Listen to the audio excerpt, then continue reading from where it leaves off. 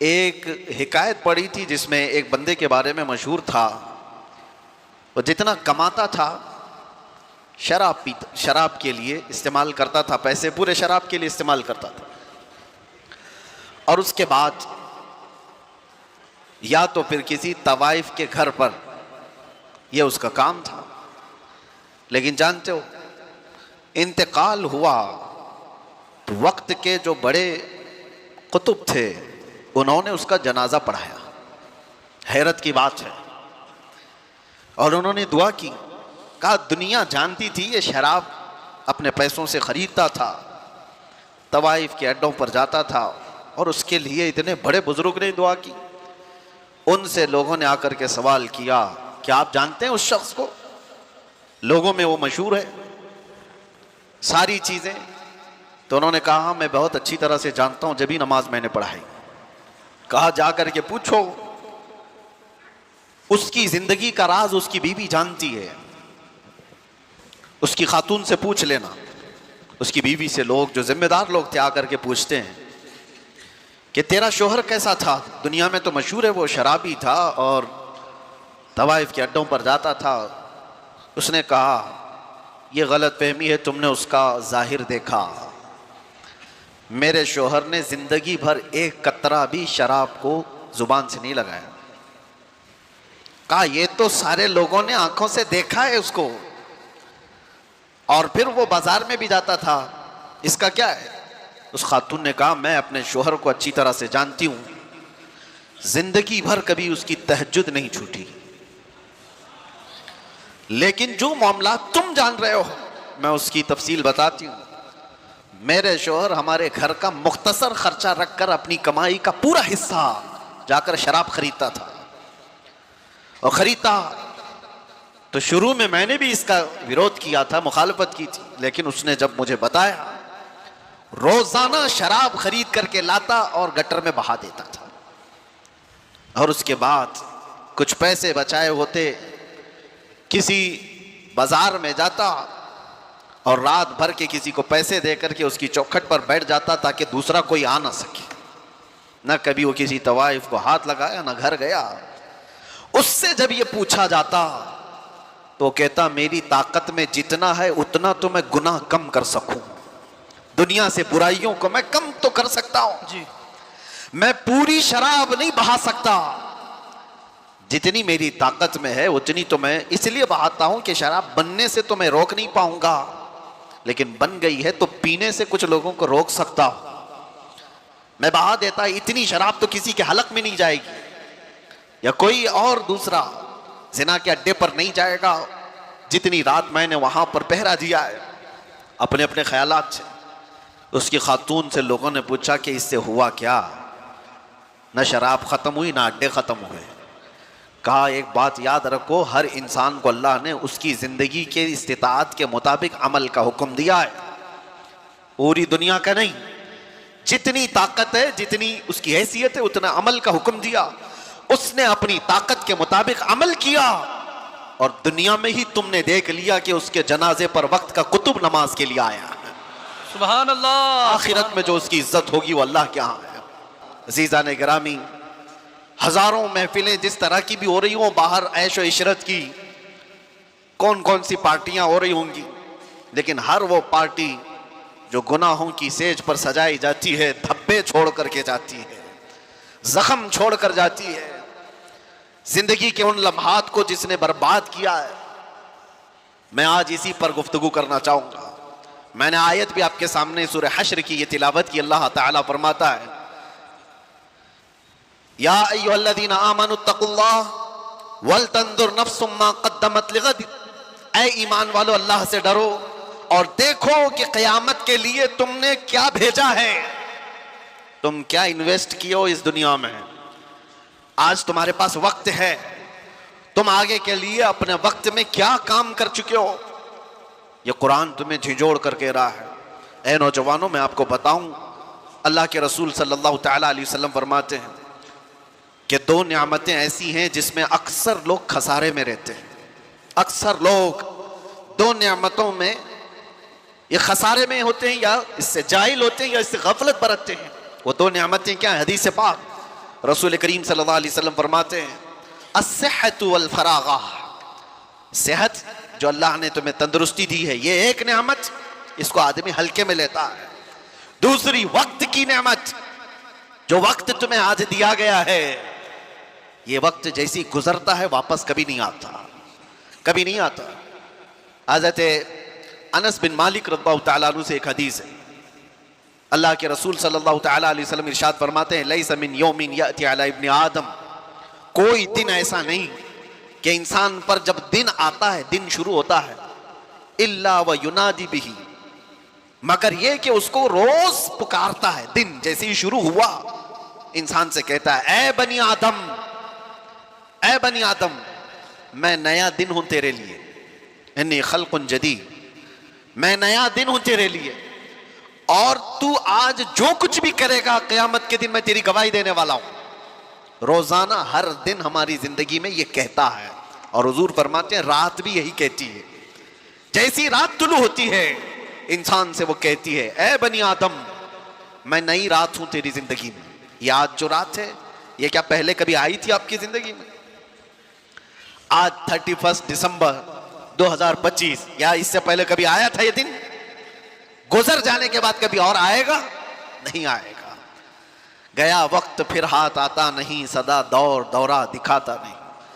दो नेमतें जिसमें अक्सर लोग खसारे में हैं वो ये दो नेमतें हैं अल्लाह की दी हुई, सेहत और वक्त। और वक्त को बर्बाद करने वाले वो लोग हैं जो अय्याशियों में आज मुब्तला हैं। वक्त को जिन्होंने गनीमत नहीं समझा, हमने जिंदगी में भी बहुत सारे ऐसे लोगों को तड़पते हुए देखा है। ए नौजवानों, जरा बूढ़ों से पूछ लो उनकी जवानी का कैसा आज उनको, जवानी का वक्त जो गुजरा है उनको आज कैसा परेशान करता है वक्त, कि काश हम ये कर लिए होते, काश हम ये कर लिए होते। बुढ़ापा पूरा काश में गुजर जाता है, क्योंकि वो वापस किसी ने आज तक जवानी पलटा कर नहीं दी। एक बात याद रखो कि जो वक्त हमसे गुजर रहा है, नौजवान बच्चों से खास तौर पर, कि अल्लाह ताला ने बहुत बड़ी नेमत तुम्हें अता की।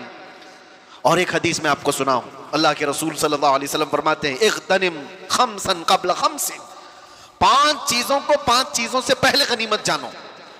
वो 5 चीजें क्या हैं? हुजूर पाक सल्लल्लाहु तआला अलैहि वसल्लम फरमाते हैं शबाबक क़ब्ल हरमिक, तुम्हारी जवानी को गनीमत समझो, बुढ़ापा आने से पहले है।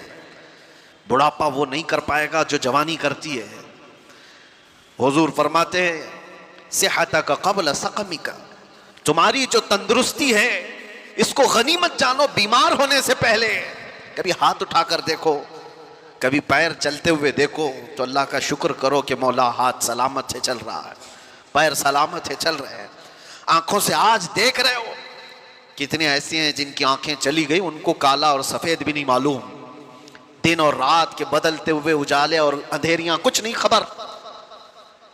मेरे अजीजों, दांत सलामत हैं, खा पा रहे हो।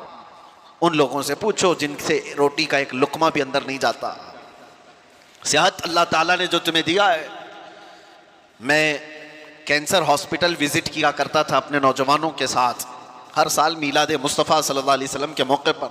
एक बार एक मरीज को मैं देख रहा था जो कैंसर में मुब्तला है, कभी आप भी जाकर उनको देखना। कई किस्म के नासूर उनके जिस्म को तबाह कर चुके हैं, कीमो करवाते हुए लोग, तड़पते हुए लोग जिस्मों के लिए। एक मरीज आज भी मुझे याद आता है, गर्दन में कोई फोड़ी हुई थी कैंसर की, जिसकी वजह से तकिया पूरा खून से भर जाता था और उसको कई मर्तबा ऑपरेशन किया गया फिर वापस। लेकिन मसला यह है कि वो बड़ी उम्र का नहीं था, 40 से 42 साल का था। उसकी एक बात मुझे याद आती है, जाते ही रोने लगा। सारे लोग रोते हैं बीमारियों में, कहते दुआ कीजिए इससे नजात मिल जाए, दुआ तो करते हैं। मैं इसलिए कह रहा हूँ मेरे अजीज़ों, वहाँ जाने की एक वजह यह नहीं कि फ्रूट बांट करके फ़ोटो लेने के लिए, इसलिए जाओ कि तुम्हें तुम्हारी सेहत का अंदाज़ा हो जाए, अल्लाह का शुक्र करने का तुम्हें एहसास पैदा हो जाए। उसकी जगह मैं तो नहीं लेटा हूँ, मेरा तो जिस्म सलामत है। और उस आदमी ने मुझसे कहा था कि हज़रत मुझे सिर्फ इस बात का दुख होता है कि मैं सर उठा नहीं पाता। जैसे ही सर उठाएंगे ये फोड़ी फिर से खून रचना शुरू कर देती है। कैंसर की फोड़ी है, हिला भी नहीं पाता। इसलिए दुख होता है कि जवानी में मेरे पास अच्छा वक्त था, आज शिद्दत से ख्वाहिश होती है कि अल्लाह की बारगाह में एक सजदा कर लूं, मुझे उसकी मोहलत नहीं है, मैं सजदा करने जैसा भी नहीं रह गया। हमने कहा इशारे से तुम अपनी नमाज पढ़ लो, अल्लाह के यहाँ कबूल है। लेकिन वो कहता है शिद्दत से ख्वाहिश ये है कि पेशानी उसकी रब के हुजूर टेक तो दूं एक बार, मेरी इतनी भी इस्तिताअत नहीं। वो बात मुझे आज तक लगी हुई है। मेरे अजीज़ों, सेहत तुम्हारी इतनी बड़ी नेमत है कि जब ये तुमसे ख़त्म कर ली जाए तो सिवाय काश और पछतावे के कुछ नहीं रहता। हमारे पास कोई चीज़ नहीं रहती। नौजवानों ने इसको हल्के में लिया है, सेहत को बर्बाद करते हैं। और नबी करीम सल्लल्लाहु तआला अलैहि वसल्लम ने तीसरी चीज़ क्या फरमाई? आप सल्लल्लाहु तआला अलैहि वसल्लम फरमाते हैं ग़िना का क़ब्ल फ़क़रिक। आज अल्लाह ने तुम्हें तवंगरी दी है, माल और दौलत अता किया है, तो मोहताजी आने से पहले इस माल की गनीमत को समझो। इस पे अय्याशी मत करो, इसको बर्बाद मत करो। ऐसे मोहताज हो जाओगे कि फिर हमने ऐसे लोगों को भी देखा है जिनके पास थैले भर भर कर पैसे रखने की दास्तानें सुनाई जाती थी, लेकिन आज उनकी हालत यह है कि पड़ोसियों से रोटी मांग कर खाना पड़ता है। ये मैं मुबालगा नहीं कर रहा हूं, देखी हुई बातें हैं। कब तुम्हारा ये तवंगरी, तुम्हारा ये माल जाया हो जाए तुम्हें अंदाजा भी नहीं। साल साल भर में करोड़पति रोड़पति बन जाते हैं। तुम्हारे पास अल्लाह ताला ने ग़िना अता किया है तो यह अय्याशी के लिए नहीं, बर्बादी के लिए नहीं है, फजूल खर्ची के लिए नहीं है। और मैं आज ही, जैसे कि आज उर्स नूरी भी है, हुजूर सैयदना अबुल हुसैन अहमद शाह नूरी रहमतुल्लाहि ताला अलैह, हुजूर अहसनुल उलमा रहमतुल्लाहि ताला अलैह का एक कौल जो उनके साहबजादों से नकल है, फरमाते हैं कि आप फरमाते थे जो बंदा माल आने के बाद नहीं डगमगाया वो अल्लाह का महबूब है। और ऐसा बहुत कम होता है, ऐसा बहुत कम होता है। तलवार से जो डराया जाता है, मिसाल के तौर पर मैं आज ये बात बहुत सारे लोगों से कहता हूँ, आजमाइश दो तरह की होती है।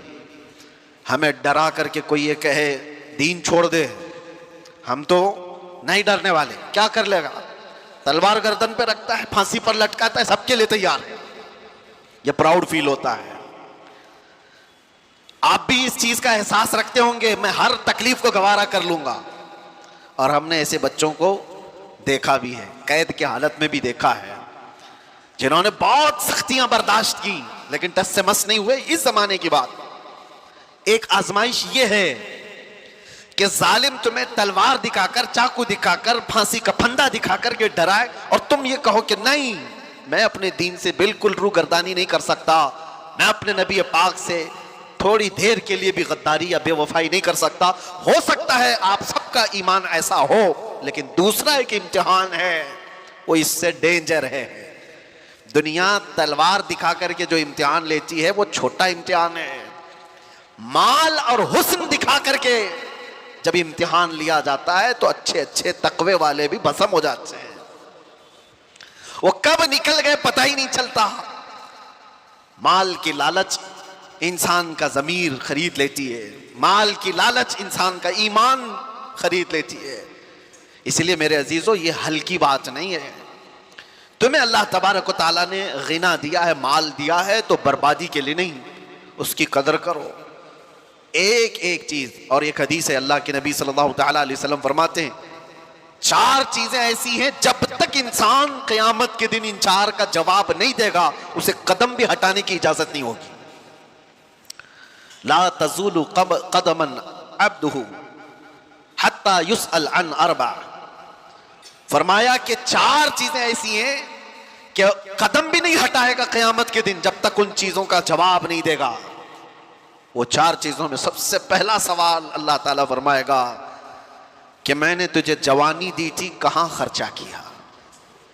तुम्हें वक्त का हिसाब देना होगा, तुम्हें बताना होगा। और फरमाते हैं तफसीर में मुफस्सिरीन कि सिर्फ एक सवाल के जवाब में कई लोगों के 400 साल लग जाएंगे, 500 साल लग जाएंगे। जवानी का पाई पाई का हिसाब पूछा जाएगा। आप क्या समझते हो? बहुत सारे नौजवान ये समझते हैं कि हमें जो वक्त मिला है यह हमारा गोल्डन एरा है, इसमें अयाशी के लिए हर तरह के सामान हमारे पास है। मौलाना जब इबादत करने का वक्त आएगा कर लेंगे। बहुत सारे लोग तो ये समझते हैं जब वक्त आएगा तो तौबा भी कर लेंगे, अल्लाह की बारगाह में भी आ जाएंगे। याद रखो, बुढ़ापा सबको नहीं दिया गया है। कितने जनाजे जवानी में चले गए, कितने तो कब्रों में जवानी का शबाब देखने से पहले सो गए। ये सबसे पहला सवाल क़यामत के दिन तुम्हें जवाब देना है, हमें भी देना है। जवानी कहां पर बिताई तुमने? क्या तुम ये जवाब दोगे क़यामत के दिन कि रात भर फेसबुक पर चैटिंग करते हुए गुजारता था, पबजी खेलते हुए गुजारते थे, इंटरनेट की वादियों में भटकते हुए गुजारते थे? बल्कि अब के दौर में तो सवाल और भी सख्त हो गया हम सबके लिए। तुम दीन भी सीख सकते थे इसी मोबाइल से, तुम बहुत कुछ इल्म हासिल कर सकते थे इसी जरिए से, और तुमने इस सारी चीजों को सिर्फ अपने तफरीह के लिए, अपनी तबीयत की खुशी के लिए इस्तेमाल किया, उसके अलावा कुछ नहीं। मुझे बताओ, घंटों रील देखने से तुम्हारे क्या चीज में इजाफा हुआ? सिर्फ इंटरटेनमेंट। और जिंदगी अगर इंटरटेनमेंट के लिए किसी ने समझा है तो सबसे ज्यादा खसारे में है। और इसी को कुरान पाक इरशाद फरमाता है, वल अस्र इन्नल इंसान लफी खुस्र, जमाने की कसम इंसान बड़े खसारे में है। इस आयत की तशरीह बहुत हो चुकी है, मुफस्सिरीन ने इतनी तफसीर की है कि जमाने की कसम अल्लाह ताला फरमाता है कि इंसान खसारे में, वो इंसान खसारे में है जिसने जमाने को नहीं पहचाना, ये वक्त की कदर नहीं किया। एक बात मैं आपको बताऊं, बहुत बड़े मुहद्दिस जलील हैं अल्लामा इब्ने जौज़ी रहमतुल्लाह तआला फरमाते, मैं अपनी इन 2 उंगलियों से 2000 जिल्दों की किताबें लिख चुका। कितनी? 2000 जिल्दें किताबें लिख चुका। 1 लाख लोग उनके हाथ पर इस्लाम कबूल कर चुके और कई लाख लोग उनकी बातों पर तौबा कर चुके। वो इब्ने जौज़ी के बारे में उनके नवासे हैं इमाम ज़हबी, वो फरमाते हैं कि इब्ने जौज़ी का हाल ये था कि मैंने उनको पूरी जिंदगी में जुमा और जमात के अलावा बाहर निकलते नहीं देखा। यहां तक कि हज़रत अबू दाऊद ताई, एक बड़े सूफी बुजुर्ग हैं, फरमाते हैं वो चूरा खाते थे। चूरा समझते हैं?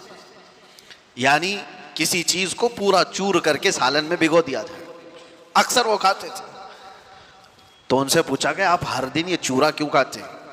तवज्जो, इमाम इब्ने दाऊद ताई फरमाते हैं, इसलिए कि रोटी खाने में जितना वक्त लगता है उतने वक्त में मैं चूरा खाकर 40 आयतें पढ़ लेता हूं, मैं वक्त बचाता हूं।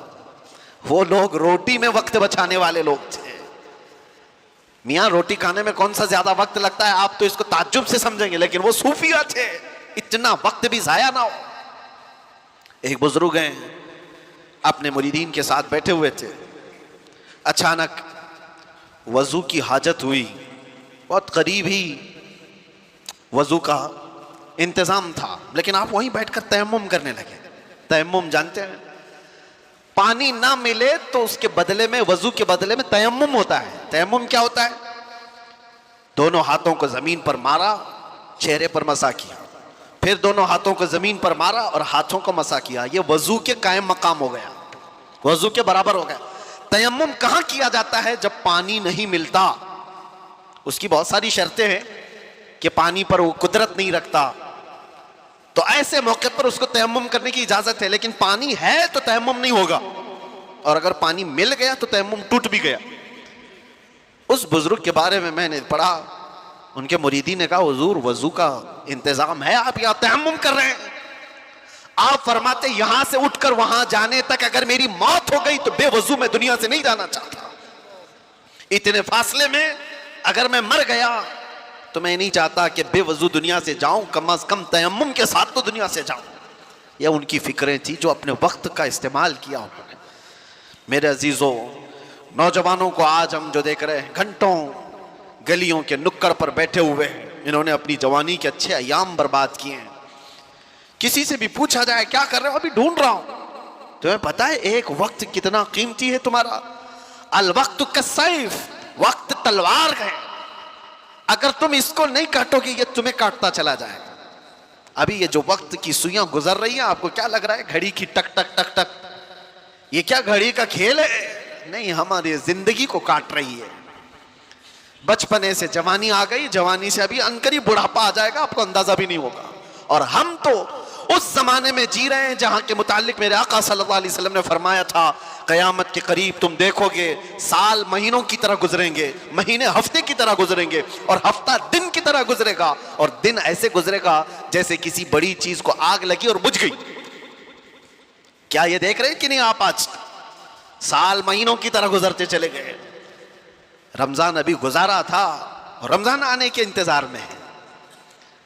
और आपको पता है यही महफिल यहां पर खड़े होकर साल भर गुजर गए। इस तरफ ताजुल मशाइख हुजूर अमीन मिल्लत तशरीफ फरमा, तो महफिल भी याद होगी। हमें तो लगता है कि वो चंद दिनों पहले की महफिल होगी, लेकिन मेरे अजीजों पूरे साल के कांटे गुजरते हुए 365 दिन मुकम्मल कर चुके। दिन इसी तरह से काटते हुए हमारी जिंदगी को जा रहे हैं, और अचानक वो दिन आएगा जब मलकुल मौत तुम्हारे घर पर दस्तक दे चुका होगा। और फिर जानते हो क़यामत के दिन एक सवाल होगा, जिन्होंने अपने दिन बर्बाद किए, वक्त ज़ाय किए। अल्लाह ताला कुरान में फरमाता, अवलम नुअम्मिरकुम मा यतज़क्करु फीहि मन तज़क्कर व जाअकुमुन नज़ीर फज़ूक़ू फमा लिज़्ज़ालिमीन मिन नसीर। क्या हमने तुझको उम्र नहीं दी थी, जिंदगी नहीं दी थी? इतनी जिंदगी मैंने तुमको नहीं दिया कि जिसमें तू नसीहत हासिल कर सकता था? अल्लाह फरमा रहा है, क्या मैंने तुझे इतनी जिंदगी नहीं दी कि जिसमें तू सुधर सकता था, अपने आप को संवार सकता था? और ऐसा नहीं कि तू खुद ही संवर सकता था, वजाअकुमुन नज़ीर, और तुम्हारे पास तो अल्लाह का डर सुनाने वाला रसूल भी आया था, फिर तुम नहीं बदले। क्यों? अल्लाह फरमाता, फज़ूक़ू फमा लिज़्ज़ालिमीन मिन नसीर। अब जहन्नम का अजाब चखो, इसलिए कि जालिमों का यहां कोई मददगार नहीं।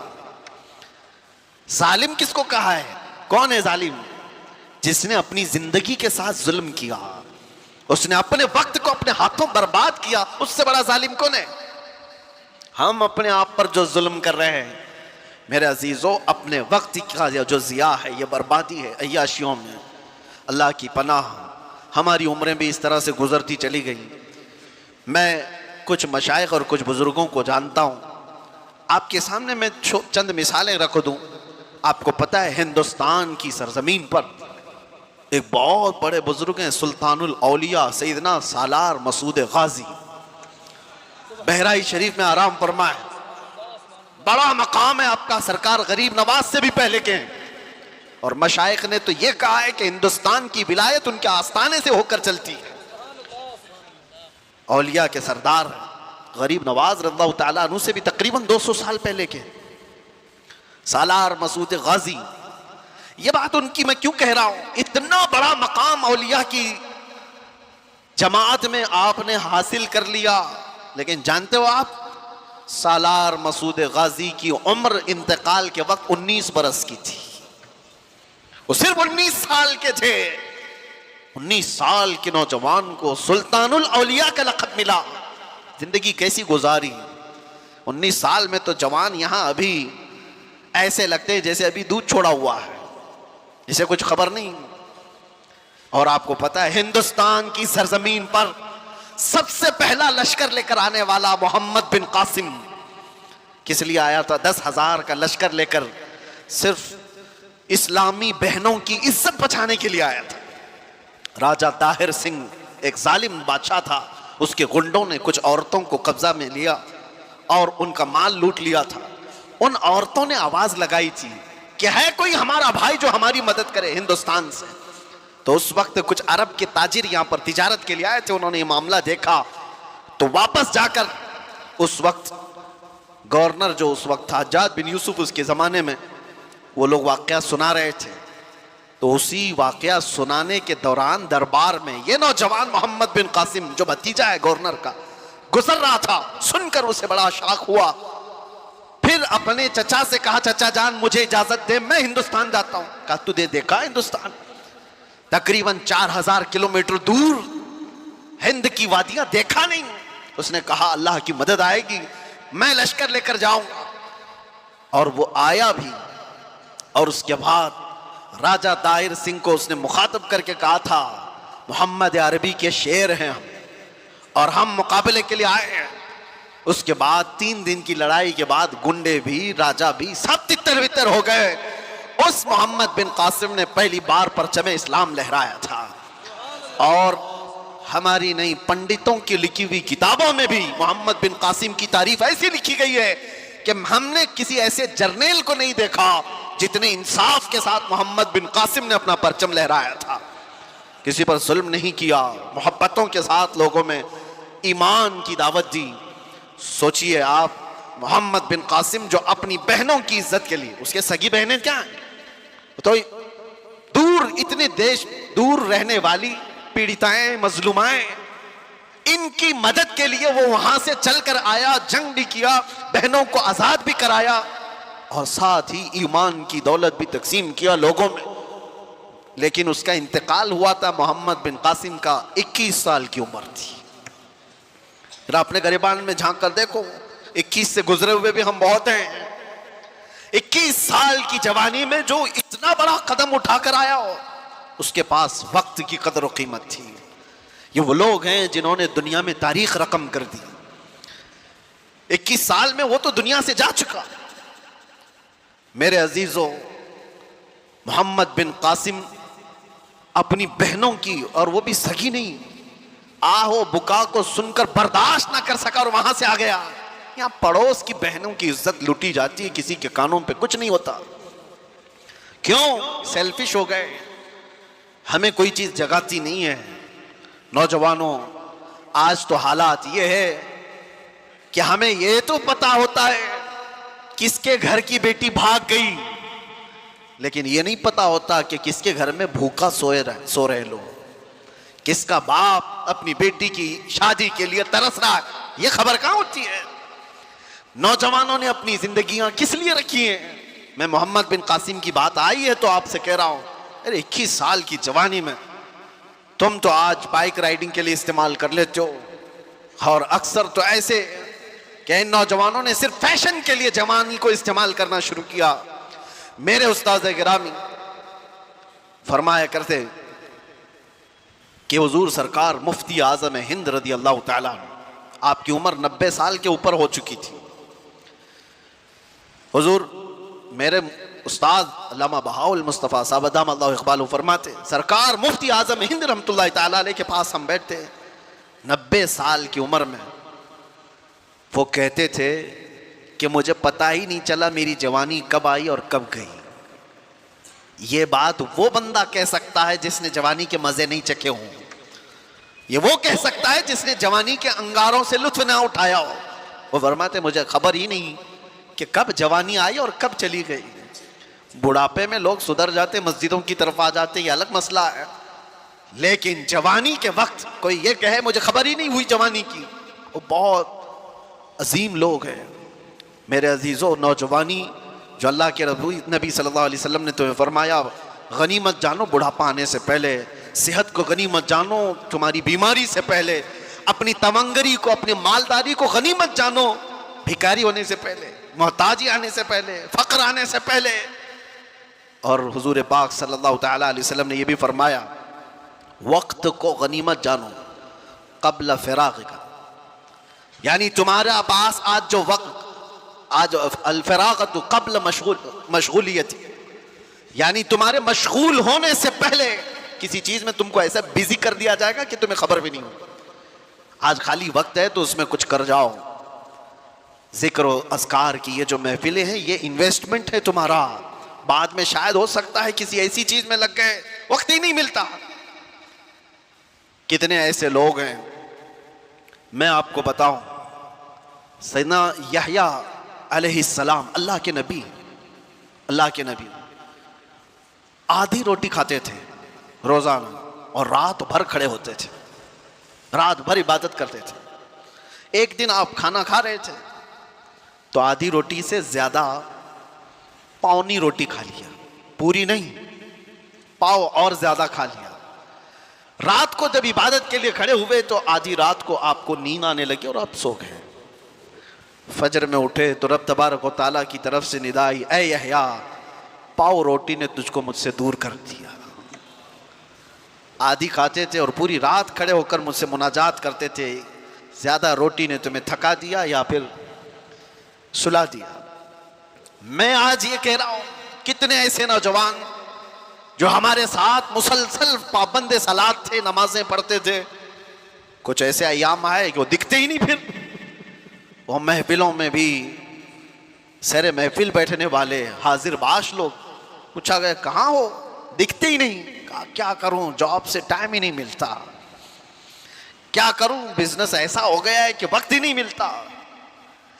इसीलिए अल्लाह के नबी सल्लल्लाहु अलैहि वसल्लम ने फरमाया, तुम्हारे पास जो आज वक्त है, तुम्हारे मशगूल होने से पहले इसको गनीमत जानो। कभी कभार बंदा ऐसी चीज में मशगूल हो जाता है कि उसे कुछ नहीं हासिल करने को मिलता। और वो नौजवान जो अभी शादी से पहले के हैं, क्या जिम्मेदारियां हैं तुम्हारे ऊपर, शादी हो जाने तो फिर देखो क्या क्या चीजें अचानक सर पर पड़ जाती। बीवी हुई, बच्चे हुए, और उसके बाद तो इसकी जिंदगी तो ऐसी, सुबह उठा, राशन लाया, कपड़े लाया, वो किया, ये किया, बच्चे को स्कूल छोड़ा है, वहां से लेकर के आए, जॉब पे जाए, खाना लाए, ट्यूशन पे छोड़े, यही सारी चीजों में मसरूफ हो गया बेचारा। और पहले इतना मसरूफ नहीं था, और ये मसरूफियत बढ़ती जाती है। तिजारत में जब कोई कदम रखता है, मैं नहीं कहता कि तिजारत हलाल नहीं, बहुत अच्छी चीज है, लेकिन आदमी को ये हमेशा याद रखना चाहिए, जैसी वो कदम आगे बढ़ाता जाता है, उसका जो खाली वक्त अल्लाह ने दिया था वो अब मशगूल होता चला जाएगा। और मशगूल अगर अच्छे कामों में हो जाए तो क्या कहने हैं, लेकिन दुनिया ने अगर उसको मशगूल कर लिया तो जो उसके पास थोड़ा बहुत वक्त मिलता था वो भी खत्म हो जाएगा। इसीलिए मेरे अजीजों, जिसके पास वक्त है, नौजवानों, ये नेकियों में इन्वेस्ट कर लो। जिसके पास कुछ पैसे रखे होते हैं ना, उनको लोग मशवरा यही देते हैं, क्या करेगा पैसे रख करके घर में, किसी चीज में लगा दे, इन्वेस्ट कर। घर में ये तिजोरी में सजा करके नोटों की गड्डियां रखेगा तो क्या हासिल क्या होगा, पैसे बढ़ेंगे तो नहीं। इन्वेस्ट कर तो बढ़ तो जाएंगे। मैं आज आपसे कहता हूं, वक्त तुम्हारे पास है, जिक्रुल्लाह में इन्वेस्ट करो, मोहब्बत मुस्तफा में लगा दो, और देखना बढ़ के क्या 70 गुना बढ़ करके तुम्हें मिलने वाला है। बढ़ करके ऐसा मिलेगा मेरे अजीजों, दुनिया में छाप छोड़ करके जाओगे। आखिरी चीज मेरे आका सल्लल्लाहु अलैहि वसल्लम ने जो फरमाया, 5 चीजें फरमाई, इग़्तनिम खम्सन क़ब्ल खम्सिन, 5 चीजों को गनीमत जानो, 5 चीजों के आने से पहले। उसमें 5वीं है, हुजूर फरमाते हैं, अपनी जो जिंदगी है जैसी तैसी जो भी है, इग़्तनिम हयातक क़ब्ल मौतिक, मरने से पहले इस जिंदगी को ही गनीमत जान लो। मर जाने के बाद फिर ये चीज वापस नहीं आती। आज हम जिंदा हैं, एक दूसरे को देख रहे हैं, सुन रहे हैं, तुम्हारे हाथ उठ सकते हैं, पैर चल सकते हैं, तुम्हारी जुबान चल सकती है जिक्र इलाही में। जिस दिन रूह कब्ज कर ली गई और अचानक इस दुनिया से दूसरी दुनिया की तरफ रुखसत हुए, ना कोई अमल, ना कोई बातचीत, कुछ भी नहीं। मैं आपको बताऊं, अभी हफ्ता नहीं गुजरा होगा, हमारे पास हमारे मुहिब गिरामी बड़े पुराने हमारे ताल्लुकात में थे, हज़रत हाफिज कारी खुर्शीद साहब, अल्लाह उनकी मग़फ़िरत फरमाया। नागदेवी स्ट्रीट मस्जिद के इमाम थे 20 सालों से। हज़रत अल्लामा मुफ्ती ज़ुबैर साहब क़िबला के पुराने जानकारों में मुझसे अक्सर मिलने के लिए वो आए रात को, और बहुत देर तक बैठे, मुझसे कहने लगे, हज़रत मुझे रमज़ान में उम्रा के लिए जाना है। मैंने कहा इस साल तरावी नहीं सुनाओ क्या? कहा नहीं, इस साल दूसरे नायब सुना रहे हैं। मस्जिद वालों ने कहा इस साल पूरा मदीने में आप रमज़ान गुजारो। मैंने कहा बहुत अच्छा है। वो हमारे साथ जाने के लिए सारी बातें की हैं, मरकज़ की हमारी जो तामीर हो रही है देखने के लिए गए, सारी चीज़ें।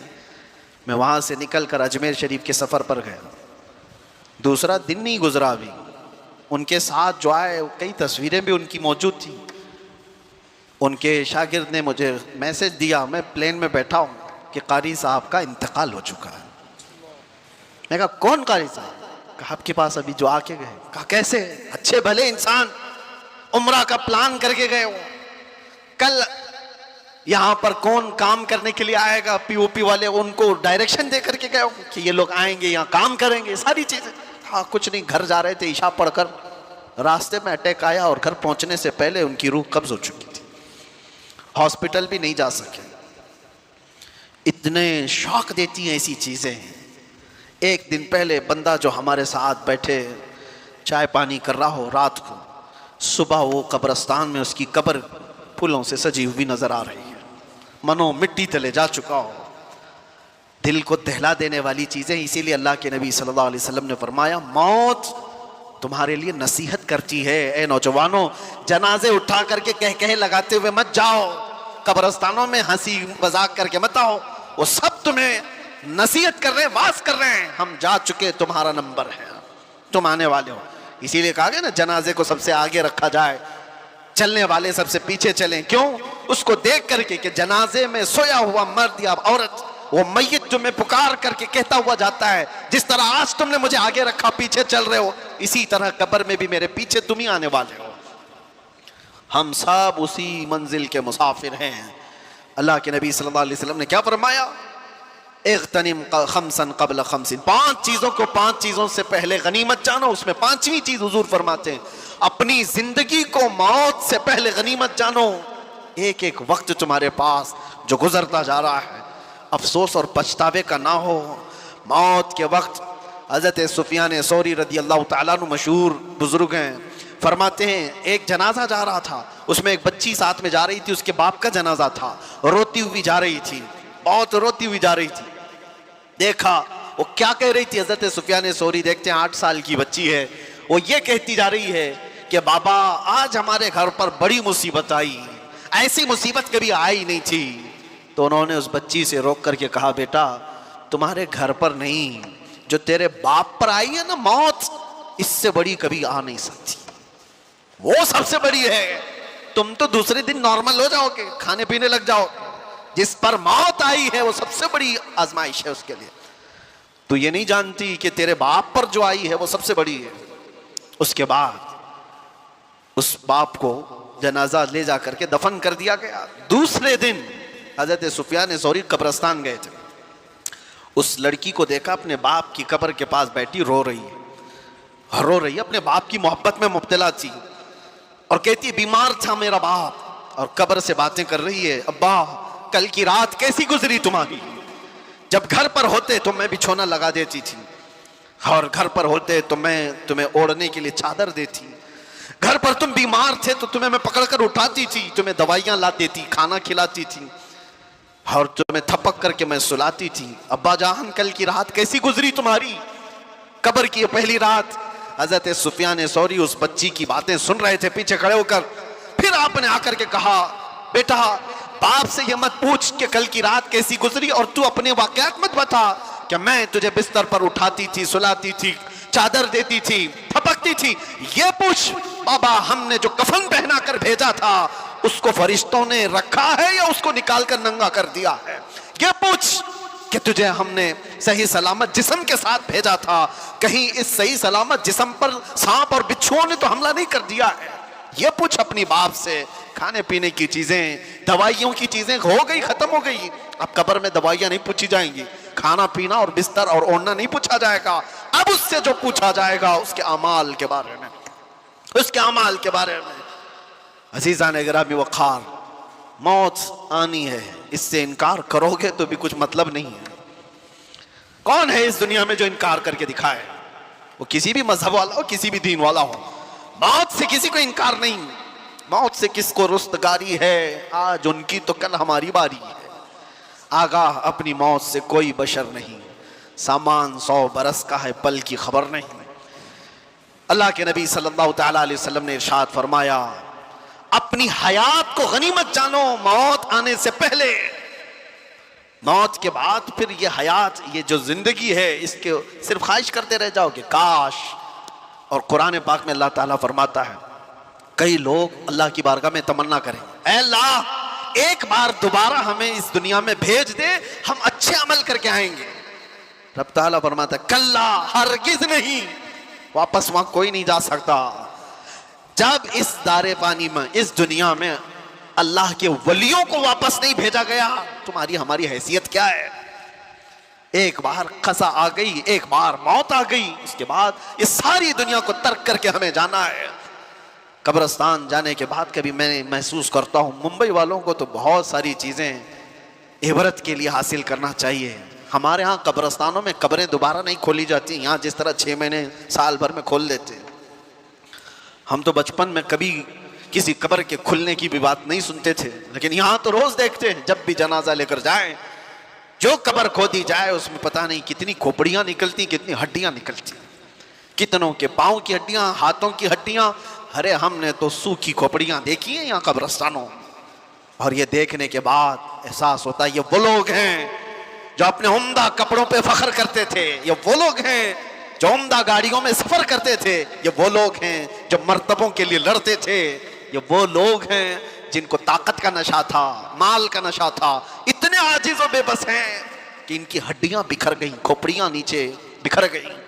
यही सारी चीजें, जिंदगी खत्म होने के करीब है, हमारी भी और तुम्हारी भी। इसीलिए अल्लाह के नबी की बात याद करो। हुजूर फरमाते, अपनी हयात को गनीमत जानो मौत आने से पहले। ये जो साल गुजरते जा रहे हैं, देखो अभी 26 आ गए हमारी जिंदगी में। आप क्या समझते हैं ये साल के आते जाते रहने को? मियाँ ऐसा नहीं है कि ये खुशियों से पटाखे फोड़ने वाला साल है। जिंदगी का एक साल तो कम होता जा रहा है। हम तो अपनी मौत के करीब जा रहे हैं। अगर मिसाल के तौर पर तुम्हारी जिंदगी की उम्र अभी 35 साल हो गई और तुम्हारी हयात लिखी गई है 50 साल, 35 साल के बाद अब 36वां साल शुरू हुआ, तो मुझे बताओ 15 साल बचे थे और बहुत 14 हो गए, एक साल और आ गए 13 हो गए, एक साल और आया 12 हो गए। मौत से करीब तर होते जा रहे हैं हम। इसलिए हमारे हर वक्त को ये जो हयात है गनीमत जानो। अल्लाह के नबी सल्लल्लाहु तआला अलैहि वसल्लम का एक और फरमान मैं आपको सुनाऊं। रसूल पाक सल्लल्लाहु तआला अलैहि वसल्लम इरशाद फरमाते हैं कि इंसान की जिंदगी इतनी मुख्तसर है, इतनी मुख्तसर है कि क़यामत के करीब जो आने वाले हालात हैं उसके मुतालिक हुजूर फरमाते हैं, बच्चे जवान लगेंगे, जवान बूढ़े नजर आएंगे। मतलब क्या है? ये वो जमाना है जिसमें बच्चे ही जवान दिख रहे हैं अब, और जवान जो है वो बूढ़े दिख रहे हैं। देखो ये 5-6 साल के बच्चों को जो आज मालूमात हैं, हमारे जमाने के जवानों को भी नहीं मालूम थी। आज के 5 साल के 6 साल के बच्चे पूरा तुम्हें चला देंगे। इंटरनेट के बादशाह हैं ये। इनको मोबाइल हाथ में दो, पूरी दुनिया ये बताते हैं। सारी चीजों का इल्म इनको, जवानी के जो मामलात मालूम थे वो 5-6 साल के बच्चों को आज मालूम है।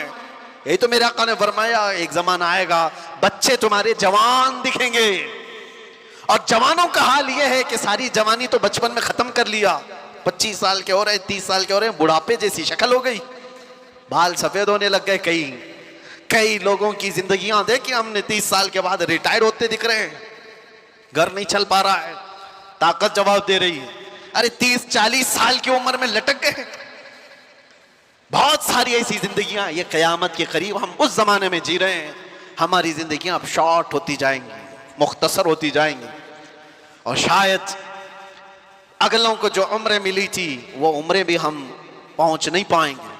इसीलिए जितनी जिंदगी हमारे पास मुख्तसर सी है, कुछ कर गुजर जाओ और इसको ज़ाया होने मत दो। अजीज़ान गिरामी वक़ार, अब मैं बातों को समेटते हुए उन औलिया कामिलीन, अच्छा एक बात मैं बताना भूल गया। मैंने मोहम्मद बिन कासिम की मिसाल दी, सुल्तान सालार मसूद गाजी की मिसाल दी।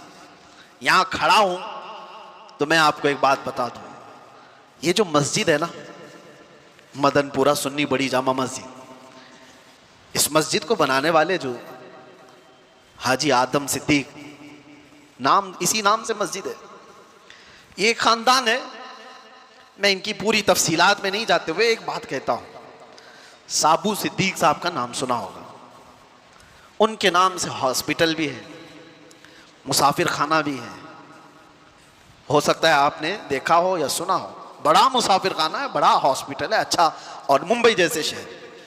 और तकरीबन उनकी ज़िंदगी में ऐसी 3 बड़ी मस्जिदें हैं डिटेल आप हो सकता हो जो ट्रस्ट है जो ये सब चला रही है उनसे मालूमात करें या उन खानदानों से मालूमात करें। मेरे इल्म में जितना है वो साबू सिद्दीक साहब ने ये बड़ी मस्जिद, हमारी ज़िंदगी में मस्जिद बनाने का मसला आ जाए तो सालें उम्रें ख़त्म हो जाएं।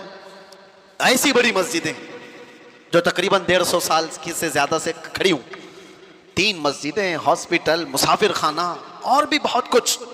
लेकिन हैरत की बात यह है कि वो साबू सिद्दीक साहब भी 30 साल की उम्र में फौत कर चुके थे। इतनी कम उम्र में इतना सब कैसे करके चले गए? कुछ लोग वो हैं जिनके वक्त में अल्लाह ने बरकत अता फरमा है, जो अपनी जवानी में कर गए वो बहुत बूढ़े भी नहीं पहुंच पाएंगे। इसीलिए मेरे अजीजों, ये कामों को देखने के बाद फिर एहसास होता है कि जवान अगर कोई एक खड़ा हो जाए तो अल्लाह उसको इतनी मजबूती और ताकत अता करता है कि वो हजारों को भी खड़ा कर सकता है। लोग आज समझते हैं मुख्तसर सी चीज में होता क्या है, बहुत कुछ होता है। आपको पता है पूरी दुनिया में इश्क मोहब्बत और इश्क रिसालत का चर्चा जो हो रहा है, और बहुत सारे आशिक होंगे, लेकिन बरेली के आशिक का मामला ही अलग है। इमाम अहले सुन्नत इमाम अहमद रजा खान फाजिल बरेलवी अपनी जिंदगी में उन्होंने 1000 से ज्यादा किताबें लिखी, 1000 से ज्यादा किताबें लिखी, और उनका नातिया दीवान दे को हदाई के बख्शिश हल करने में उम्र लग जाएगी। अल्लामा शारे बुखारी मुफ्ती शरीफुल हक अमजदी रहमतुल्लाह अलैह फरमाते हैं, आला हजरत की किताबें तो छोड़ो, आला हजरत की किताबों के जो नाम है ना वही सही पढ़ के दिखाए दे तो मेरे नजदीक आलिम है। खाली नाम सही से पढ़ के दिखा दे। जो आला हजरत ने किताबों के नाम रखे, नाम भी ऐसे रखे, अगर उन नाम का अदद आप निकालेंगे तो जिस साल में किताब लिखी गई उसी साल का ही अदद निकलेगा। अगर उन्होंने किताब 1320 में लिखी है तो 1320 के अदद से जो नाम आता है वही नाम की किताब रखी। फतावा रज़विया का नाम अल अताया नबविया फिल फतावा रज़विया, इसके अदद निकालेंगे तो आपको पता चल जाएगा फतावा रज़विया किस साल में लिखी गई है। पूरी किताबों के नाम उन्होंने इस तरह रखे हैं। और आपको बताऊं, आला हज़रत इमाम अहले सुन्नत फाजिल बरेलवी जो कंजुल ईमान तर्जुमा कुरान दे गए, नातिया दीवान और मसाइल फ़िक़्ह में पूरा एक इंसाइक्लोपीडिया पूरी उम्मत के लिए, लेकिन उम्र कोई उनकी 90 साल की थी, 63 साल की उम्र में वफ़ात कर चुके थे। तो ये तो आज की नॉर्मल सी उम्र है। उसकी वजह यह है कि एक वक्त का हिस्सा भी उन्होंने जाया नहीं किया। आला हजरत जानते हो मुफ्ती कब बने थे? पहला फतवा उन्होंने 14 साल की उम्र में दिया। सुभान अल्लाह। 14 साल की उम्र में वो मुफ्ती बन चुके थे, और 8 साल की उम्र में मीलादे मुस्तफा पर 2.5 घंटे तक उन्होंने बयान किया था दलाइल की रोशनी में। जब बंदा अपने वक्त का इस्तेमाल करता है तो अल्लाह तबारक व तआला उसके वक्त में बरकत भी अता फरमाता है। और जिन्होंने सिर्फ जाया किया है, बर्बाद किया है वक्त, उनका वक्त और भी बर्बाद होता चला जाता है। वक्त को गनीमत जान। यहाँ तलबा भी होंगे, कुछ लोग बच्चे मेरे सुन रहे हों, मैंने देखा है हिफ्ज़ कुरान करने के लिए वो रट्टा मार रहे, दिल लगा ही नहीं है। अगर तुमने शौक से नहीं पढ़ा इस कुरान को, मेरे सामने एक मिसाल है, 9 साल में भी हाफिज नहीं बना, 10 साल में भी हाफिज नहीं बना।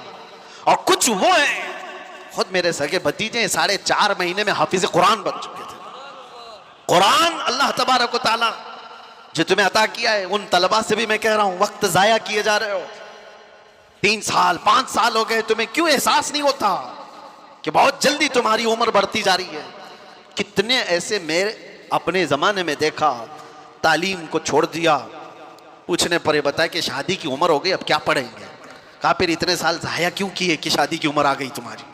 जल्दी जल्दी पढ़ लेते, बहुत कुछ हासिल कर लेते।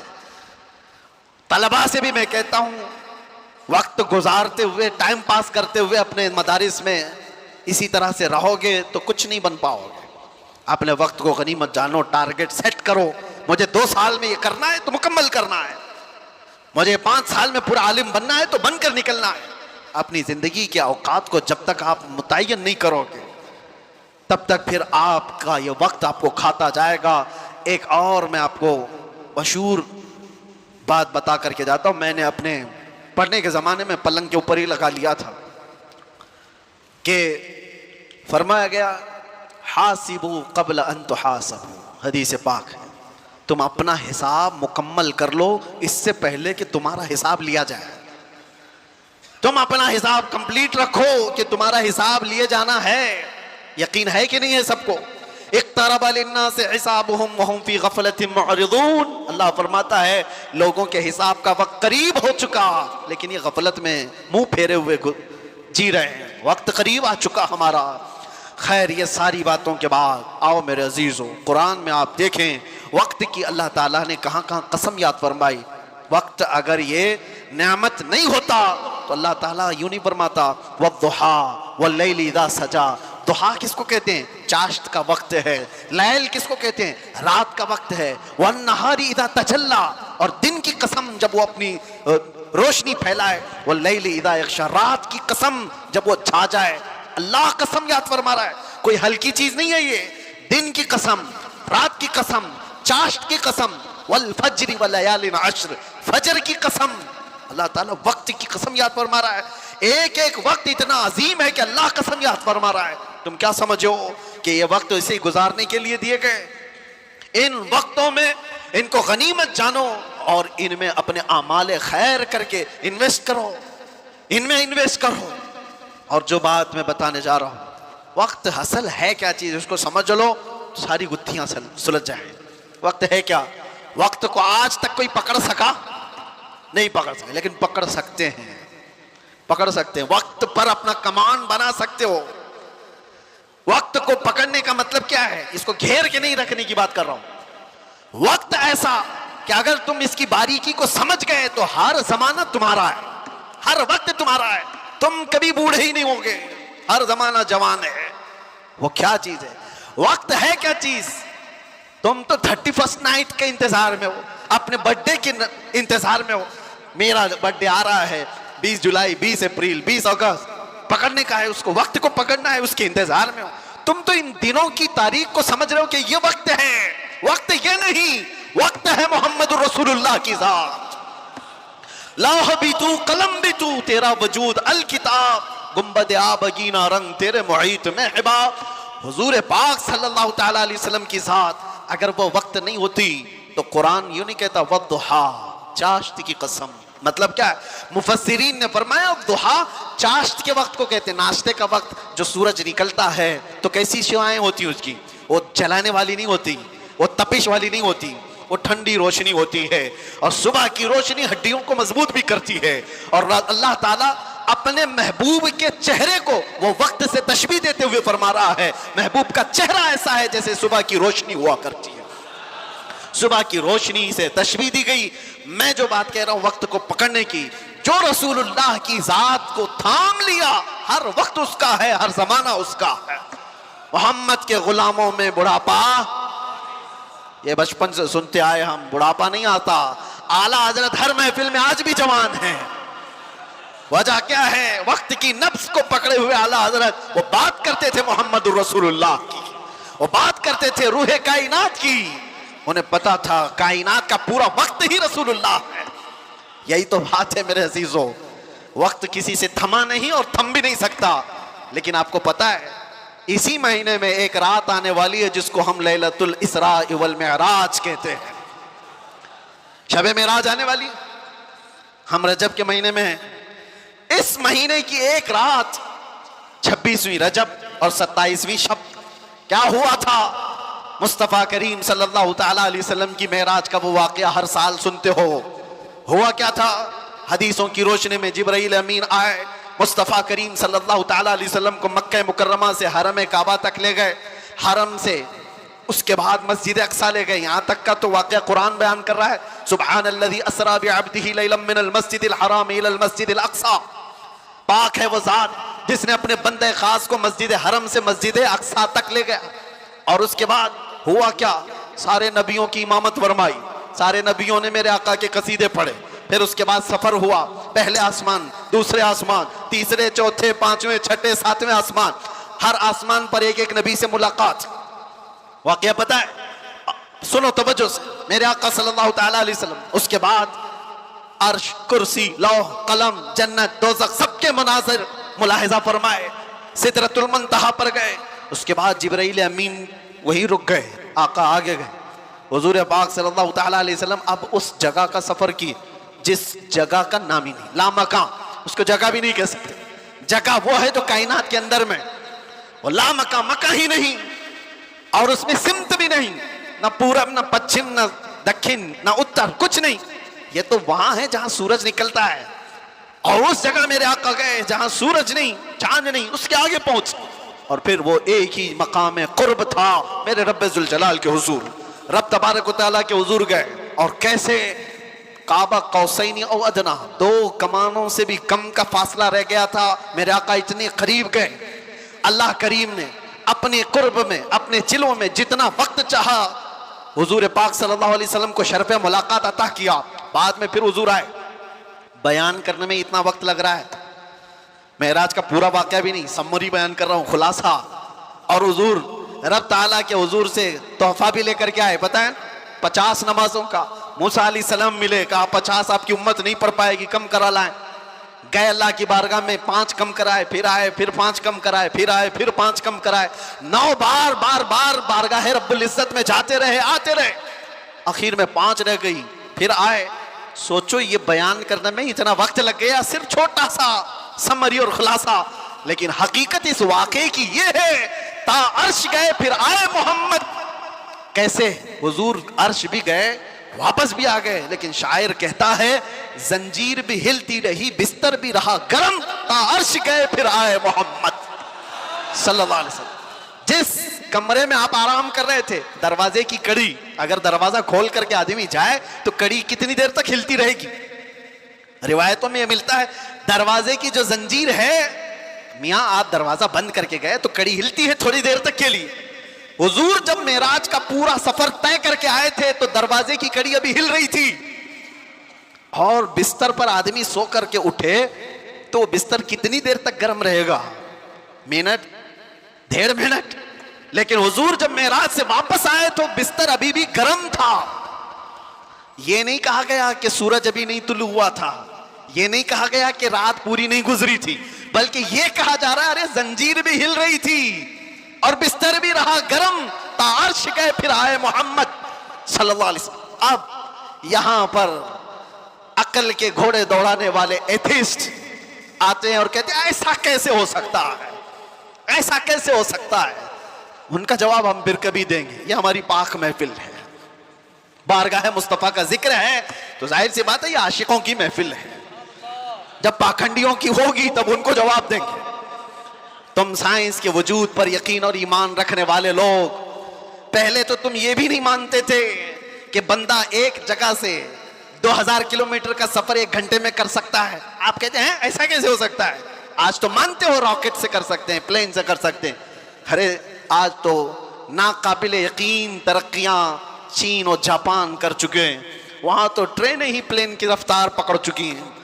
आज तो ऐसी ऐसी तरक्कियां हैं कि आदमी पूरी दुनिया को 1 सेकंड में देख रहा है, इधर से उधर बहुत कुछ होता जाएगा। इन सब पर उनको यकीन है, इन सब पर यकीन है, लेकिन जो बात मेरे मुस्तफ़ा करीम सल्लल्लाहु अलैहि वसल्लम की जा रही है उस पर यकीन नहीं होता।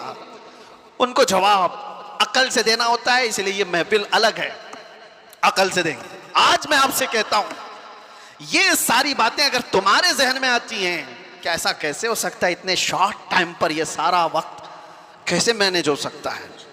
बाज लोग इसको टाइम ट्रैवल भी कहते हैं, यानी वक्त को घेर देना और बहुत कुछ काम हो जाना। अल्लाह तबारक व तआला वक्त का मालिक है, वो जिसके लिए चाहे वक्त को फैला दे और जिसके लिए चाहे समेट दे। और अब मैं जो बात बताने जा रहा हूं, मैंने क्या कहा था? वक्त रसूलुल्लाह की जात। मैंने ये जुमला कहा, सुनिए, मेराज का ये सारा सफर एक छोटी सी मिसाल में मैं दे दूं, एक छोटी सी मिसाल में। घड़ी लगी है, सामने लगी है, 12:30 बज रहे, हम 25 से अभी 26 में आ गए। घड़ी चलती है, उसके अंदर बैटरी होती है, पता है ना, सेल लगे होते हैं, बैटरी लगी है और कांटे चल रहे हैं। बाकी उस घड़ी का थोड़ी ना कमाल है। उस घड़ी से अभी 12:30 बज रहे हैं, कोई उतार करके मेरे पास दे दे, मैं उसकी बैटरी निकाल लूं और अपने पास रख लूं। उसमें 12:30 से 1 मिनट भी आगे जाएगा, घड़ी वहीं रुकेगी। ठीक है, मैं उस बैटरी को 1 घंटा, 2 घंटा, 4 घंटा, 6 घंटा अपने पास रखूं। 6 घंटे के बाद मैंने वापस उस घड़ी में बैटरी डाल दी। घड़ी क्या 6 घंटे आगे से चलेगी या जहां रुकी थी वहीं से चलेगी? 12:30 जहां बजे थे वहीं से चलेगी। एक छोटी सी मिसाल है मेरे अजीजों, तुम क्या समझते हो? मुस्तफा की जात रूहे कायनात है, वाह वाह सुभान जाने अल्लाह। कायनात है। मुस्तफा की जात जाने कायनात है, रूहे कायनात है। मेराज की शब रब ताला ने रूहे कायनात को, कायनात की जान को अपने पास बुलाया था। अब पता नहीं 100 साल रखा, 200 साल रखा, 500 साल रखा, पता नहीं हजारों साल रखा, लेकिन जान को जब वापस कायनात में भेजा तो वक्त जहां थमा था वहीं से चल पड़ा। नारे तकबीर, नारे रिसालत, जश्न मिलादुन नबी, लब्बैक या रसूल अल्लाह। इसीलिए मैंने कहा वक्त रसूलुल्लाह की जात है। वो अगर थम गए तो कायनात थम गई, वो अगर आ गए तो कायनात चल पड़ी। इसी को हमारा इमाम अपने अशार में यूं गुनगुनाते हुए कहता है, वो जो न थे तो और वो जो ना हो तो, जान है वो जहान की, जान है वो जहान की, जान है वो जहान की, और जान है तो जहान है, जान है तो। हाँ, अगर वो ना हो तो फिर कुछ ना हो। इसलिए मेरे अजीजों, वो ज़ात अक़दस कायनात का वक्त है। इसीलिए हमने देखा जो रसूलुल्लाह को थाम लिया वो पूरे वक्त का बादशाह हो गया। हर वक्त उसका है, हर वक्त उसका है। हम तो बहुत छोटे लोग हैं, बहुत छोटे लोग हैं। मैं अपने जमाने के जितने मशाइख और उलमा हैं उनके तलबों की गर्द के बराबर नहीं हूं, लेकिन मैंने अपनी जिंदगी में तजुर्बा करके देखा, दुनिया मुझे पहचानती है तो मेरे मुस्तफा के कदमों की नौकरी के सदके, नामों से रिसालत की बात पर, हुजूर की इज्जत पर। अगर मुझ जैसा नाहंजार आदमी इस जात की इज्जत पर बात करे तो गोया कि उसने वक्त को पकड़ लिया है। सुभान अल्लाह। वक्त को पकड़ लिया है, और वक्त को ऐसा पकड़ा कि सुबह भी भीड़ है, दोपहर में भी भीड़, रात को भी भीड़। और ये मैं अपनी तारीफ में नहीं कह रहा, इसीलिए मैं एक जुमला अक्सर कह करता हूं, उनकी बात करो हर दिल पे राज करो। वक्त वो है मेरे अजीजों, 24 जाए, 25 जाए, 26 जाए, जिंदगी भी चली जाए, लेकिन अल्लाह तुम्हारा नाम मुर्दा होने नहीं देता। हाँ, एक बात याद रख लो, जो पटाखे उड़ाने वाले थे उनकी भी उड़ गई, और जो मेरे मुस्तफा का परचम बुलंद करते रहे, दुनिया उनको 1000 टुकड़ों में भी काट दे, लेकिन उनका नाम अल्लाह ताला बच्चे बच्चे की जुबान पर जिंदा रखता है। क्या हमारे जमाने से, हमारे दौर में इमाम शरफुद्दीन बूसीरी खत्म हो गए? क्या सादी शिराजी खत्म हो गए? क्या हमारे जमाने में हाफिज शिराजी, मुल्ला अब्दुल रहमान जामी खत्म हो गए? ये वो लोगों की बात मैं कर रहा हूं जो दरबारे रिसालत के कसीदा खां लोग थे, हुजूर की तारीफ में, मदह सराई में मगन रहने वाले लोग थे। इसीलिए मेरे अजीजों, मैं एक बात कहता हूं, मेरे आने से पहले मुझे इस्लाह के लिए भी करना था।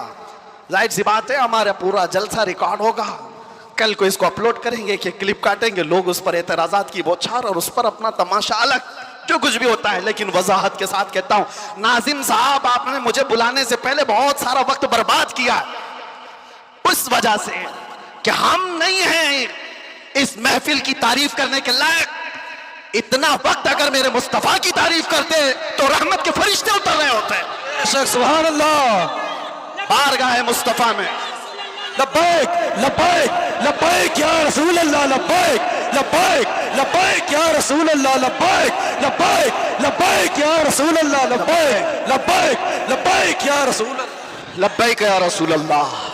बारगाह रब्बुल इज्जत में दुआ यही है कि रब तबारक व तआला ऐरे गैरे नत्थु खेरे के लिए जुबान खुलने से बचाए। आला हजरत के पास नानपारा के रहने वाले साहब आए थे, और ये कहते हुए कि हमारे नानपारा के जो नवाब साहब हैं उनकी शान में जब कोई शायर शेर पढ़ता है तो खूब नजराने देते हैं। शायर लोगों का हाल यही है, और कुरान ने उनको कहा है, वश्शुअरा यत्तबिउहुमुल गावून, अक्सर शायर तो गुमराही की वादी में गिर जाते हैं, अक्सर शायर। लेकिन बारगाह मुस्तफ़ा के शायरों की बात नहीं है ये, दुनिया की मदद सराई। मैं इसलिए कह रहा हूं मियां आप बुरा ना समझे, बहुत सारे नाजिम का मतलब समझते हो, अनाउंसर जो हमको बुलाने के लिए भी होते हैं, इसकी जरूरत भी नहीं महसूस होती, कौन नहीं पहचानता हमको, सीधे आप मेरा नाम लेकर पुकारते, वैसे भी ये लोग नारे लगाते। ना हमको आसमान पर चढ़ाने की जरूरत और उसके बाद फिर गिराने की जरूरत। दुनिया पहचानती है तो वक्त मुख्तसर नाम ले, हम तो अपने अलकाबात के भी कायल नहीं है। मैं कह रहा हूं आला हजरत के पास साहब आए और उन्होंने कहा कि आप बहुत अच्छे शायर हैं मौलाना अहमद रजा खां, एक मनकबत या एक नज्म हमारे नवाब साहब के लिए भी लिख दीजिए, मैं जाकर के सुनाऊंगा तो बड़े नजराने मिलेंगे। आला हजरत कलम के बादशाह, अरे मियाँ अल्लाह ने वो दौलत अता की थी, वो दौलत अता की थी। मोहसिन काकोरवी साहब एक बड़े शायर थे, आला हजरत के पास वो एक कसीदा लिख करके लाए थे। किस चीज का कसीदा? मेराज का कसीदा, हुजूर के मेराज का कसीदा। उसमें काशी गंगा जल सबका जिक्र था। उन्होंने इस्तिआरा के तौर पर अशार लिखे थे, काशी से चला जानुबे मथुरा, इस तरह के अशार। आला हजरत ने 2 शेर सुने, उसके बाद कहा मोहसिन साहब रुकिए, असर का वक्त हो गया, नमाज के लिए जाएंगे। असर की सुन्नतें पढ़ी। अब सुन्नत और फर्ज के बीच में कितना वक्त रहता है? असर की सुन्नत और फर्ज के बीच में उतने ही वक्त में कसीदे मेराज आला हजरत ने लिख लिया, सुभान अल्लाह। और असर की फर्ज नमाज के बाद आए और कहा कहाँ है काकोरवी साहब, सुनिए मैंने भी लिखा है। मोहसिन साहब ने कहा आपने कब लिखा? कहा असर की सुन्नत और फर्ज के बीच जो वक्त मिला था उसमें मेरे जहन में जितने आए मैं सुना दूं। सुनाने लगे वो सरवरे किश्वरे रिसालत जो अर्श पर जलवागर हुए थे, नए निराले तरफ के सामा अरब के मेहमान के लिए थे, जियाएं कुछ अर्श पर आई कि कंदीलें सब झिलमिलाई, हुजूर खुर्शीद क्या चमकते, चिराग मुंह अपना देखते थे। पूरे मेराज का वाकया कैसे लिखा? वही है अव्वल, वही है आखिर, वही है जाहिर, वही है बातिन। हुजूर के बारे में क्या कहते हैं? वही है अव्वल, वही है आखिर, वही है जाहिर, वही है बातिन। अब सुनो पूरे मेराज का वाकया। आला हज़रत कहते हैं उसी के जलवे, उसी से मिलने, उसी से उसकी तरफ गए थे। सुभान अल्लाह। उसी के जलवे, उसी से मिलने, उसी से उसकी तरफ गए थे। पूरे अशार सुनते रहे काकोरवी साहब, खत्म ही नहीं हो रहे हैं। आला हज़रत ने जानते हो ये कसीदे मेराज 4 शेर, 6 शेर, 8 शेर का नहीं, पूरे 168 अशार लिख दिए थे। सुभान अल्लाह। जिसको कादिरुल कलामी इतनी हो, जिसको अल्लाह ताला ने जिंदाबाद जिंदाबाद आला हजरत, जिसको अल्लाह ताला ने इतनी कादिरुल कलामी अता की है अशार की जुबान पर, तो वो जब कलम चलाए तो क्या नहीं कह सकता।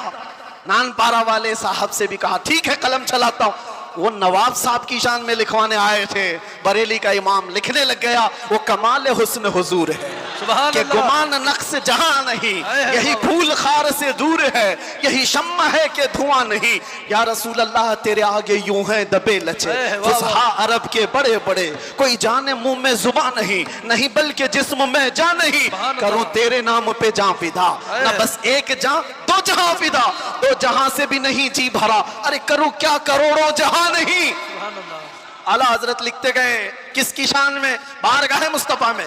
आपको पता है एक शेर की तशरीह करने में 4 घंटे लग सकते हैं, वो कमाल हुस्न हुजूर है।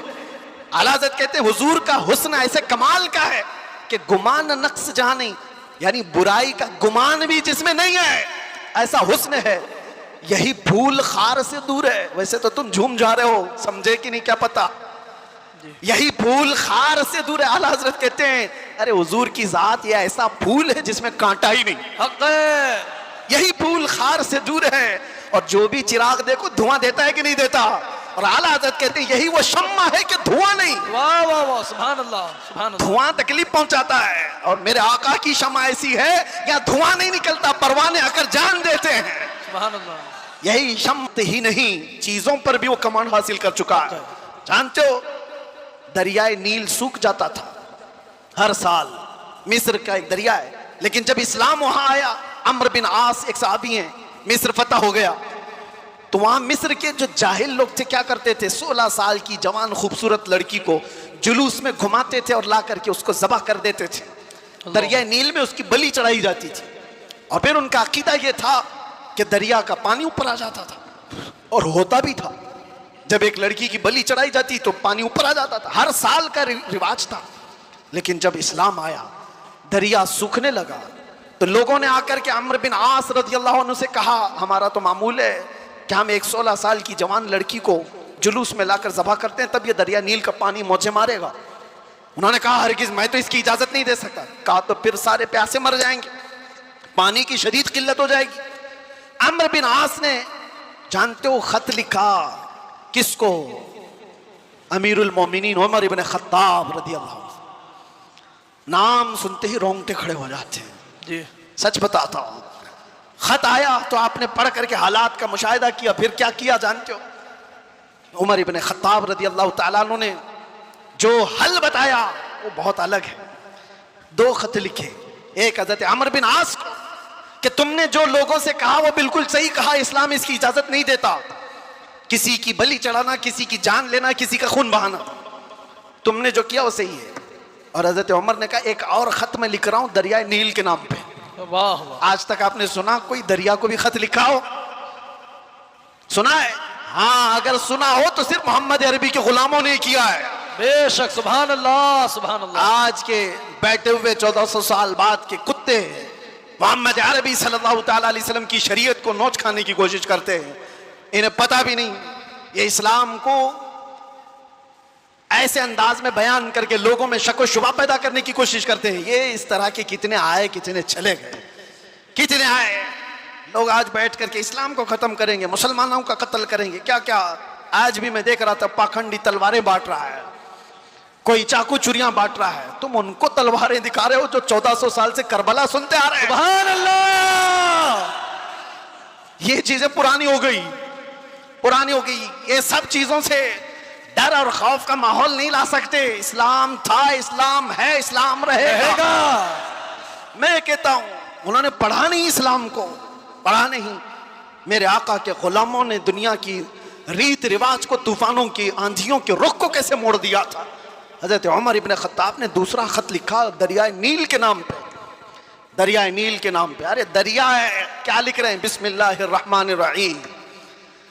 ऐ दरियाए नील, उमर इब्न खत्ताब रसूलुल्लाह का गुलाम तुझसे कहता है, अगर तू अपनी मर्जी से बहता है तो तेरे पानी की हमें हाजत नहीं, अगर अल्लाह की मर्जी से बहता है तो उमर तुझे हुक्म देता है कि अभी बह जा। वाह सुभान अल्लाह। खत में लिखा, और उसके बाद दोनों खत गए, एक अम्र बिन आस का था, एक दरियाए नील का था। हजरत अम्र बिन आस ने अपना खत पढ़ा, फिर दरियाए नील के नाम जो खत था वो ला करके दरियाए नील में डाल दिया। कसम खुदा की, तारीख की सच्चाइयां बताती हैं, उस वक्त शबाब पर दरियाए नील 16 गज ऊपर आ चुका था। सुभान अल्लाह। और वो जमाना है कि आज का जमाना, दरियाए नील कभी सूखा ही नहीं, सुभान अल्लाह, कभी सूखा ही नहीं। ये है मेरे आका सल्लल्लाहु ताला अलैहि वसल्लम के गुलामों की जिंदगी। मेरे अजीज हो, नारे तकबीर, नारे रिसालत, नारे रिसालत, जश्न ईद मिलादुन नबी, उलमाए अहले सुन्नत, उलमाए अहले सुन्नत, उलमाए अहले सुन्नत, नारे तकबीर, नारे रिसालत। बैठ जाएं आप लोग।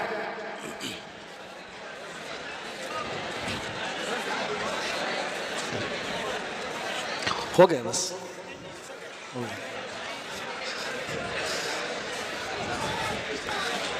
दुरूद पाक पढ़ लें।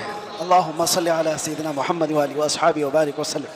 सलातुन व सलामुन अलैका या रसूलल्लाह सल्लल्लाहु तआला अलैहि वसल्लम। एक मिसाल दे देता हूँ, गुफ्तगू ख़त्म करता हूँ।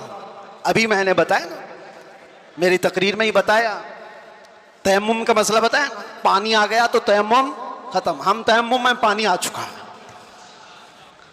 मेरे अजीजों, एक चीज जो मैं देख रहा हूं काफी देर से, मस्जिद की जितनी वसाअत है, आप बैठे हुए हैं, जो खड़े हैं शायद उनको अंदाजा नहीं, 1.5 घंटे से वो खड़े हैं, 1.5 घंटे से, उधर वाले भी इधर वाले भी, तकरीबन मैं बोलता जा रहा हूं, मैं भी खड़ा हूं। और जो खड़े हैं उनमें से एक एक से भी मैं पूछता हूं कि तुम्हें वक्त के गुजरने का अंदाजा हुआ? 1.5 घंटा गुजर गया, इसलिए कि यहां बात रसूलुल्लाह की चल रही है, बात इज्जत मुस्तफा की है। वक्त की जब बात की जा रही है तो वक्त का अंदाजा नहीं होता। मैं किसकी बात कर रहा हूं? वक्त की बात। वक्त कौन है? रसूलुल्लाह की ज़ात। और इसी को कुरान कहता है वद्दुहा, कभी वल्लैल और कभी वल अस्र।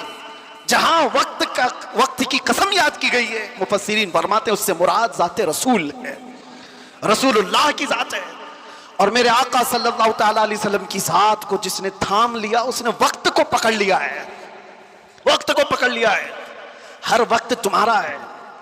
और एक बात ये भी, जो हुजूर की गुलामी में आया उसने वक्त को ऐसा पकड़ा है कि बुढ़ापा कभी नहीं आता उसका। वो हर जमाने का जवान है, हर जमाने का जवान है। इसीलिए जिन औलिया कामिलीन को हम सुनते हैं, हमारी तसव्वुर में ऐसा आता है, इमाम हुसैन का जब जिक्र करते हो, इमाम हुसैन का जब जिक्र करते हैं, सच बताना मेरा अपना भी मुशाहिदा, करबला की दास्तानें सुनते हैं तो ऐसा लगता है एक वो हसीन जवान जो करबला के मैदान में डटकर मुकाबला कर रहा है। पूरा तस्वुर तो यही रहता है करबला का वाक़या सुनने के वक्त, लेकिन पढ़ने के बाद पता चलता है कि उनकी उम्र तो 56 साल की थी। गौसे पाक का तज़किरा आता है तो शक्ल शबाद तस्वुर में ऐसी आती है किसी हसीन जवान की। गरीब नवाज का तज़किरा आता है तो किसी हसीन जवान की। इसलिए मेरे अजीजों कि ये रसूलुल्लाह की ज़ात से ऐसे वाबस्ता लोग हैं कि वो हर जमाने के जवान हैं, हर जमाने के जवान हैं। और दूसरी बात, एक तो हर जमाने का जवान है और उसका जिक्र कभी पुराना भी नहीं होता, कभी पुराना नहीं होता। आप बरसों से मस्जिदों में आ रहे हैं।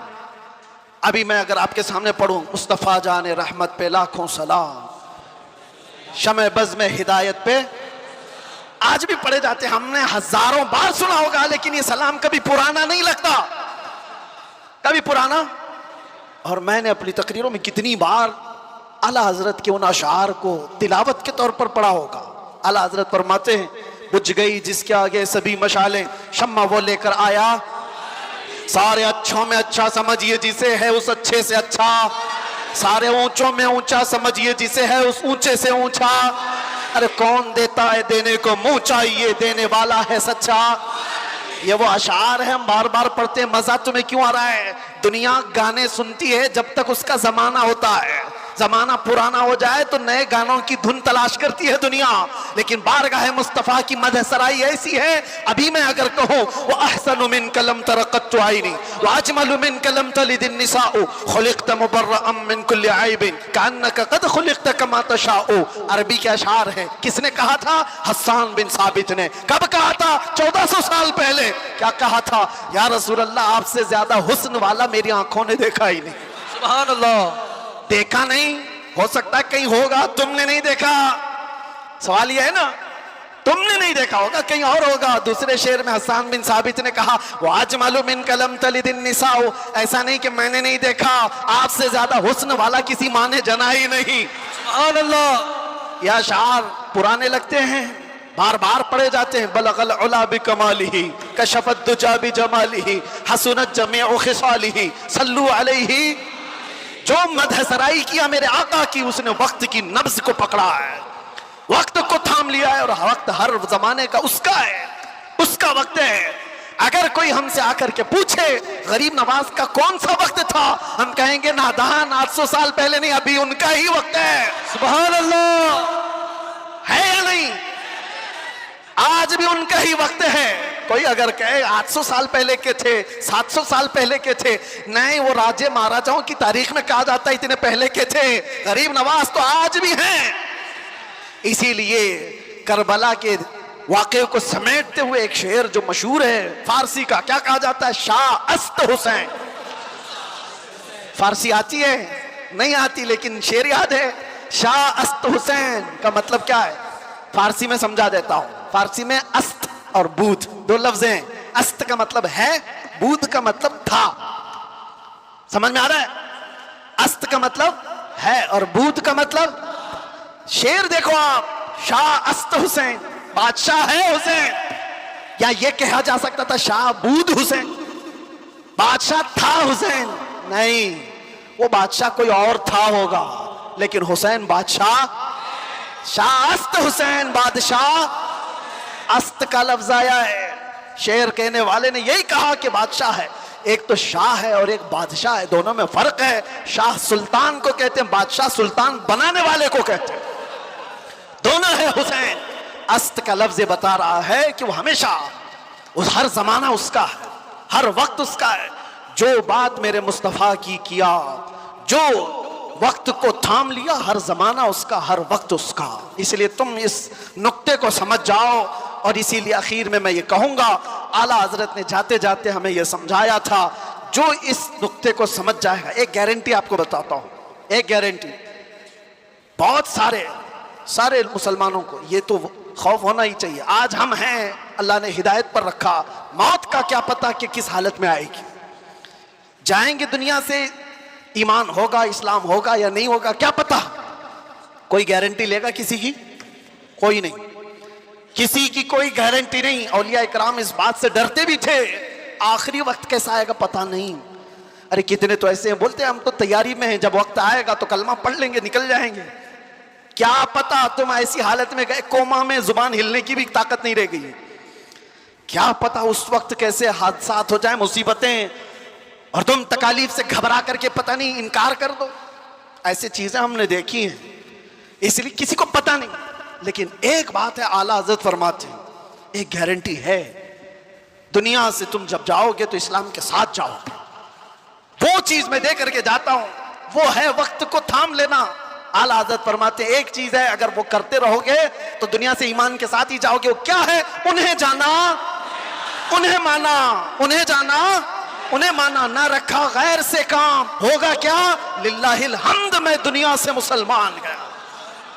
क्या होगा? अल्लाह का शुक्र है कि मैं दुनिया से मुसलमान जाऊंगा।